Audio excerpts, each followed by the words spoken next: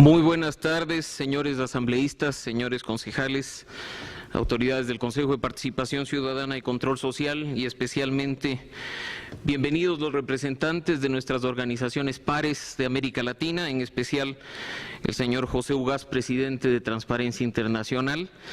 Una bienvenida especial también al congresista Aldo Vera de Paraguay, quien nos acompañará.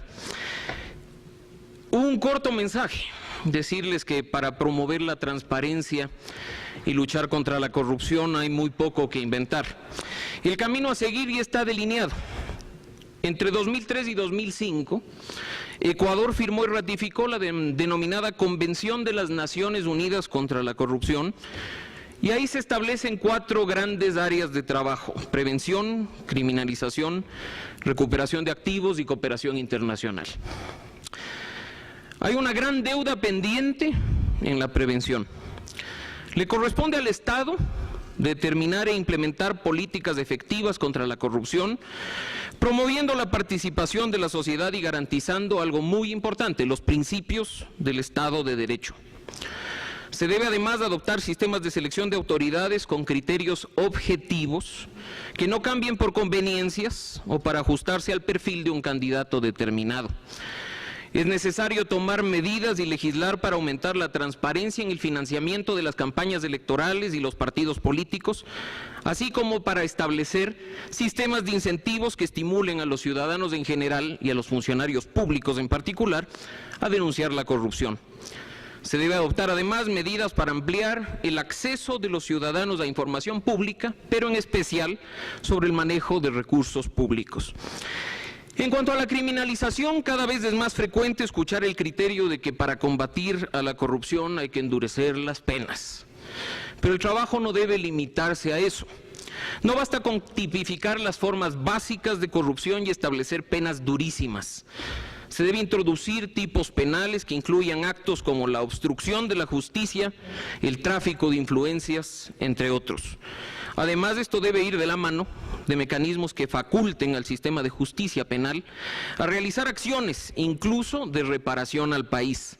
Y en esta materia, quizá lo más importante, es garantizar por todas las formas posibles la independencia del Poder Judicial y de la Fiscalía.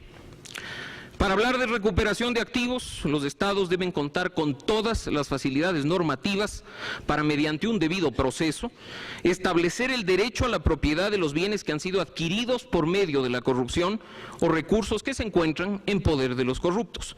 Bajo ningún concepto es posible que un corrupto cumpla con una pena que en muchos casos resulta ridícula y luego salga a disfrutar del producto de la corrupción. Finalmente, la cooperación internacional es clave para que cualquier esfuerzo de lucha contra la corrupción tenga un buen resultado. La asistencia legal recíproca, el apoyo en procesos de extradición, como lo que acaba de ocurrir hace pocos minutos con el presidente o expresidente Martinelli de Panamá, quien será extraditado a su país involucrado en casos de corrupción. La aprehensión y la confiscación, entre otros, son claves para trabajar de manera efectiva. Las diferencias de lenguaje, además, jamás deben ser limitantes para, por ejemplo, llevar adelante una cooperación efectiva entre fiscalías de 2 o más países. Pero nada de lo que les acabo de decir es producto de mi conocimiento o de mi experiencia personal. Está ahí en la Convención de las Naciones Unidas contra la Corrupción, que ahora tanto se menciona sin resultado concreto hasta el momento. Pero más allá de cualquier instrumento internacional, creo que nos corresponde a nosotros tener en cuenta 2 temas adicionales. El primero, y lo decíamos hoy en la mañana, que para la corrupción como para el tango se necesita de 2. Si bien el más importante es del sector público, no podemos enfocarnos únicamente ahí. Hay que trabajar también en el sector privado. ¿O es que acaso los funcionarios públicos se corrompen unilateralmente? La lucha contra la corrupción y la transparencia empiezan en casa, y no les voy a citar la típica frase de que quien copia en un examen mientras es estudiante es un corrupto en potencia. Pero les pregunto, ¿qué hacemos nosotros cuando, por ejemplo, vemos que de la noche a la mañana un vecino aparece manejando un auto de lujo? ¿Qué hacemos nosotros cuando a nuestra oficina llega un funcionario público a ofrecernos una consultoría a cambio de participar de ella?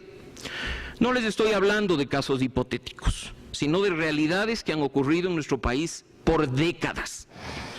No olvidemos que incluso nuestra Constitución dice que es responsabilidad de todos los ciudadanos denunciar y combatir los actos de corrupción. Y el segundo es básicamente un ejercicio de ciudadanía responsable. El francés Gaspard Koenig decía en su libro Las discretas virtudes de la corrupción que esta es un fenómeno difícil de detectar porque se encuentra en todos los lugares y al mismo tiempo no está en ningún sitio. Desde lejos se condena, pero desde cerca se fomenta. Y es que nada va a cambiar hasta que nosotros entendamos y hagamos entender a quienes nos rodean que la corrupción no es un acuerdo entre privados con dinero de privados.